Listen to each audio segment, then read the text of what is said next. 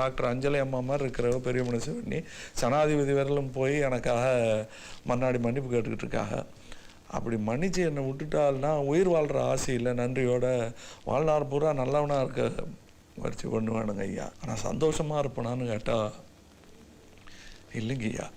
அன்னலட்சுமி இல்லாத இந்த ஆயுசை கடத்த வேண்டி வரேன் நம்மத்தேன். சரி வேணாம் அவத்த பையன் லாய்க்கு இல்லை தூக்கில் போடுங்கடா அப்படின்ட்டால்தான் அதுவும் சரிதானுங்க ஐயா. அன்னலட்சுமி போன இடத்துக்கு அன்னலட்சுமி போன மாதிரியே நாமளும் போகிறாங்கன்னு சந்தோஷத்தில் போய் சேர்ந்துடுறானுங்க ஐயா. அன்னலட்சுமியை அடிக்கடி சொல்லுங்க ஐயா, மன்னிக்கு தெரிஞ்சவன் தான் மனுஷன்,